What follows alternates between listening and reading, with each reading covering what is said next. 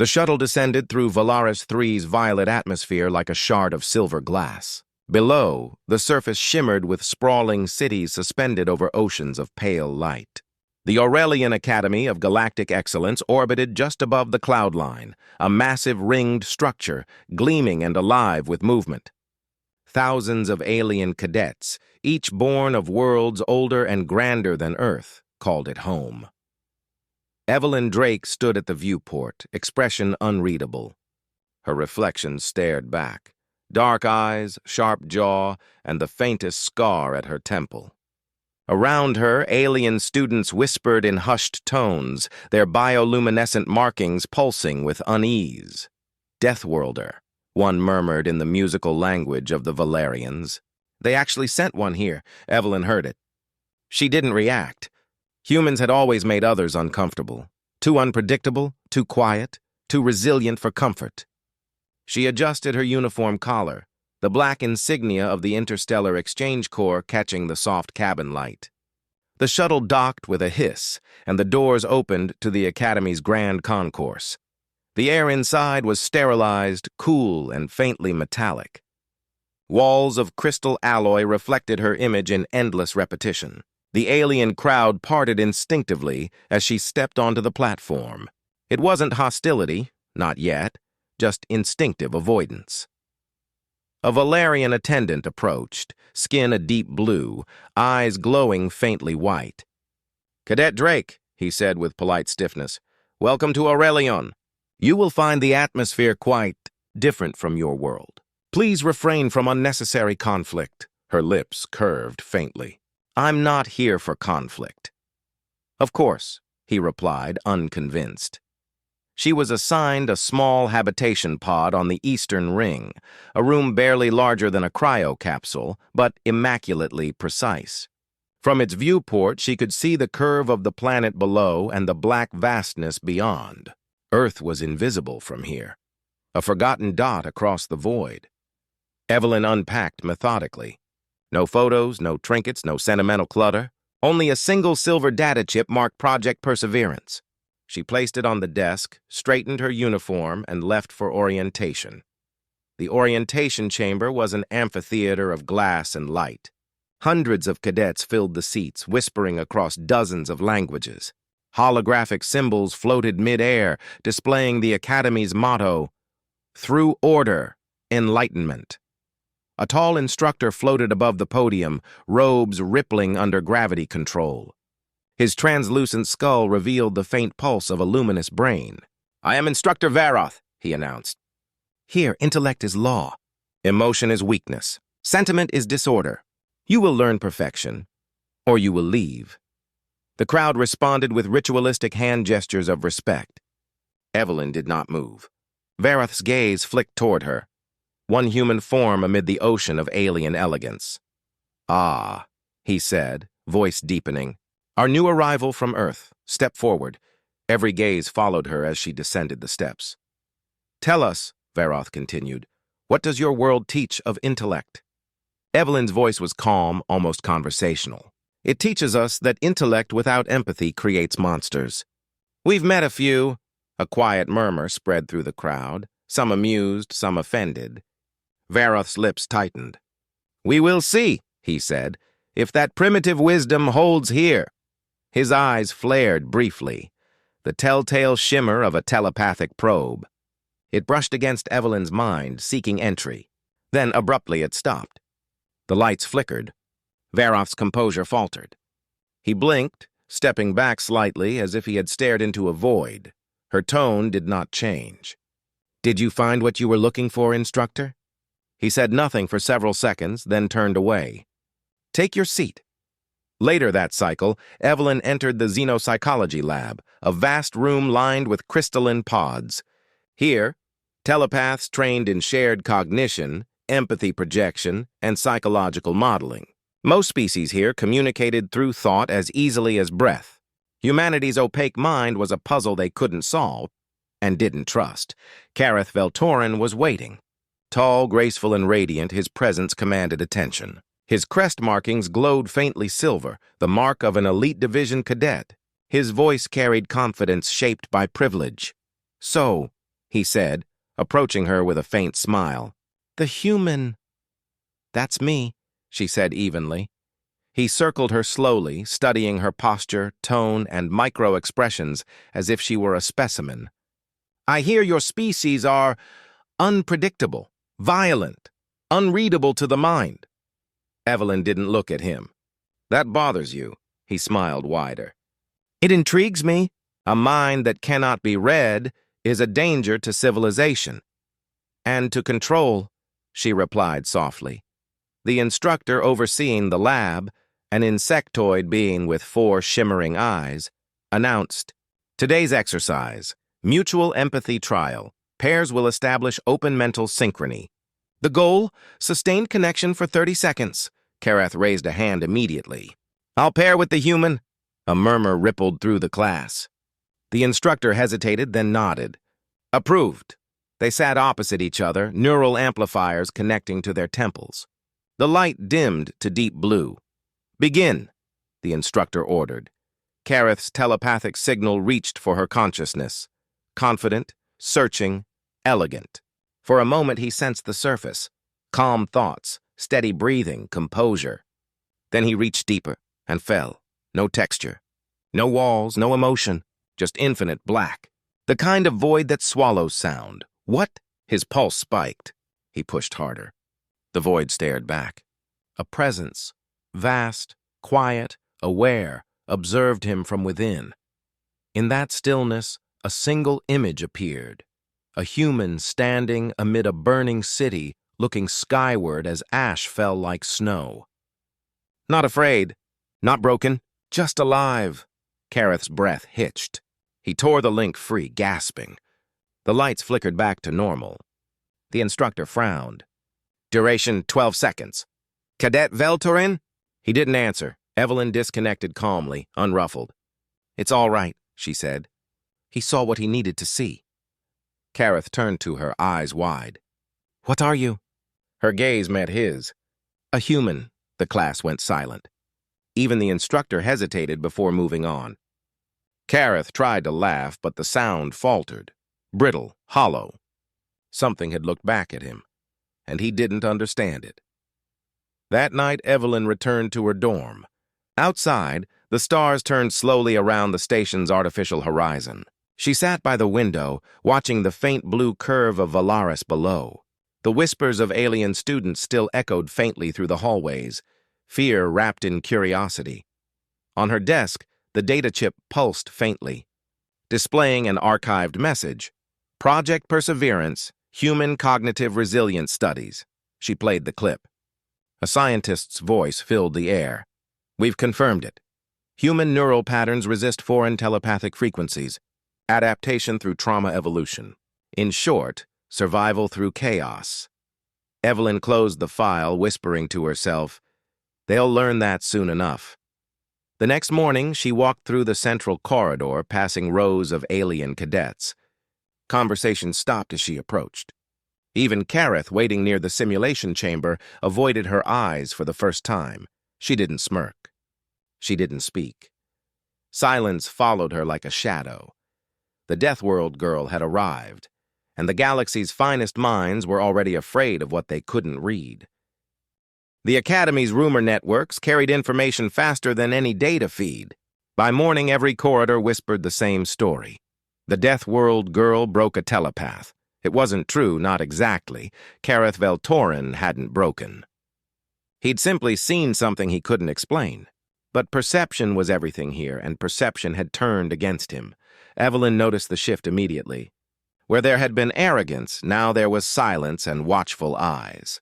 Cadets avoided meeting her gaze, as though afraid their thoughts might slip and she'd reach inside. Some called her Voidborn. Others, more respectfully, Drake of the Dark. She ignored both. Still, she could feel it building, the pushback that always followed fear. It came 2 days later. The summons arrived as a polite invitation. Advanced Xenopsychology Evaluation. Voluntary participation, it read. But the sender's name said everything. Kareth Veltorin. Evelyn accepted. The evaluation dome was a cathedral of light and glass at the heart of the academy. 12 seats encircled a central platform, each wired with neural amplifiers. Around the upper ring, observers watched behind transparent shielding. Instructors, administrators, and students alike. When Evelyn entered, Kareth was already there, surrounded by 11 of the Academy's best, empathic specialists, illusion weavers, emotional synchronists. Together, they formed the elite division. He smiled without warmth. "You embarrassed me before the entire school, Drake. Let's see if that calm holds under pressure." "I didn't embarrass you," she said softly. "You looked too closely." "That's not my fault." His jaw tightened. "This time, you won't have anywhere to hide." Instructor Varoth, now more guarded around her, gestured toward the center. "This is a controlled simulation. Mutual mental exposure through amplified link. We'll record psychological responses to stress stimuli, meaning," she asked. "Meaning," Kareth interrupted, "we dive into your head, and you into ours." Evelyn looked around the ring. 12 of you?" He tilted his chin. "We'll be gentle," she smiled slightly. "You won't." The neural amplifiers activated with a low hum. Threads of silver light connected every mind to the shared field. Evelyn's heartbeat slowed, steady, as her consciousness slipped into the current. At first it was noise, colors, voices, flashes of alien thought patterns. The mental presence of 12 species surrounded her like storm currents colliding. Kareth's voice echoed through the link, cool and confident. "Show us what you are, human." Evelyn didn't answer with words. The first wave hit, a telepathic pulse designed to force emotional exposure. Anger, fear, grief, all meant to strip her calm away, but the pulse meant something strange. No resistance, no panic, just quiet. Then the quiet spread. Images bloomed across the shared field, but they weren't alien. They were human memories, raw and unfiltered, a burning city under red skies, smoke rising from shattered towers, a child digging through rubble to find her family, a soldier lifting a wounded comrade through fire, the sound of rain hitting metal after the storm. Each image carried not despair, but endurance. Kareth tried to redirect the flow, pushing back with radiant light, the Valerian mindscape of logic and purity. But Evelyn's field absorbed it, converting control into chaos. "What are you doing?" he demanded. Her voice drifted through the static. "You wanted to see us. Keep watching." The second wave hit harder. 12 psychic minds diving deeper, trying to map her neural core. But the deeper they went, the darker it became. No walls, no borders, only movement. Countless human faces through history, explorers, scientists, refugees, warriors, mothers, children, billions surviving, enduring, adapting. It was too much. The alien minds weren't built for that kind of emotional density. Their consciousnesses, structured for ordered thought, began fracturing under the flood of human memory. A Kalor empath screamed aloud, convulsing in her chair. A Lethan telepath ripped off his neural band, gasping for breath. One by one, their focus cracked. Varoth shouted from the observation deck, "End the session!" But inside the link, control was gone. Kareth alone held on, his pride and fury anchoring him. "You're manipulating the field!" he accused. "You're turning our probes against us!" Evelyn stood perfectly still, eyes closed. "I'm not turning anything. You opened the door. You just didn't like what was inside." He pushed harder, diving directly into her core. For a heartbeat, he saw nothing. Then, suddenly, Earth, a spinning blue world under the shadow of destruction. Nuclear storms, floods, ice, and still, people standing. He saw them laughing in the ruins, building again. He saw a mother teach her child how to light a fire with shaking hands. He saw cities rebuilt from ashes, generations later, as if despair was just weather. The vision shattered his composure. How do you endure it?" Her voice was colder now. "Because we had to. We learned not to shatter when everything else does." The neural field pulsed violently. Circuits flickered. The arena lights dimmed. Every telepath recoiled, clutching their heads. Evelyn opened her eyes. They glowed faintly, not with energy, but with sheer focus. She looked directly at Kareth across the psychic storm. "You mistake peace for weakness. You've never understood what peace costs." The connection broke like glass under pressure. Every amplifier sparked, and the dome plunged into silence. When the emergency lights came on, Evelyn stood unscathed. Around her, several cadets lay unconscious. Others trembled, eyes wide, muttering fragments of human nightmares they didn't understand.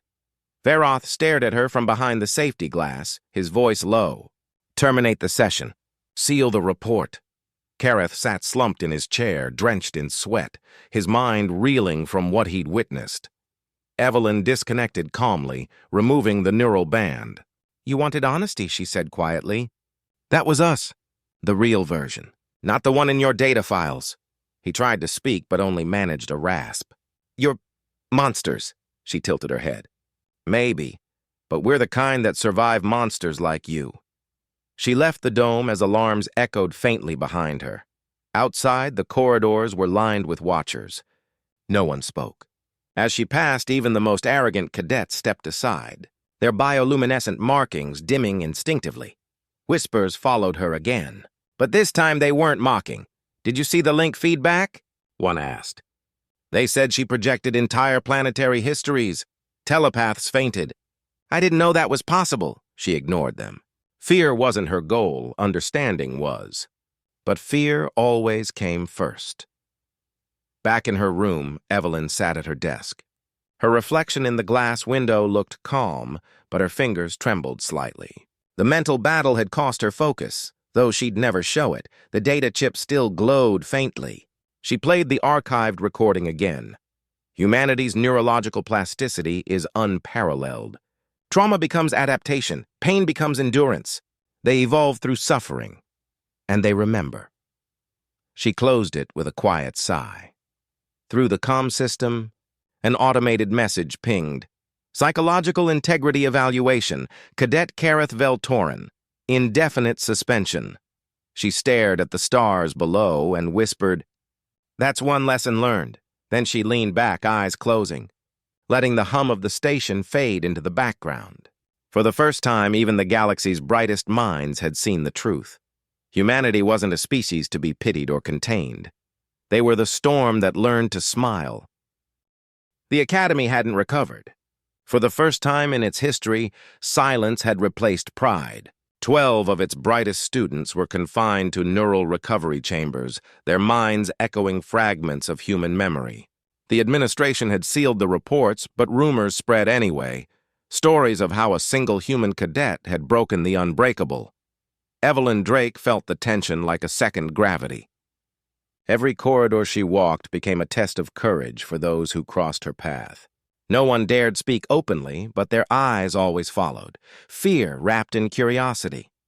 She moved as if nothing had changed, attending her lectures, taking notes, and leaving before anyone could approach. But she could sense it coming. The galaxy never let a humiliation go unanswered. It arrived 3 days later. The notice appeared on every holographic terminal. Public Mind Duel Evaluation. Kareth Veltorin versus Cadet Evelyn Drake. Authorized by Instructor Varoth. It wasn't an invitation. It was a challenge. One Kareth could not back away from without destroying what was left of his reputation. And it was a trap. The faculty wanted a show of dominance, a reassurance to the Academy that telepathic order still held power over human unpredictability. Evelyn accepted. Not out of pride, but because leaving it unanswered would brand her as prey. The neural arena was vast, a sphere of black metal lined with thousands of viewing nodes. Students, staff, and observers filled every seat. The hum of psychic resonance filled the air as the amplifiers powered up.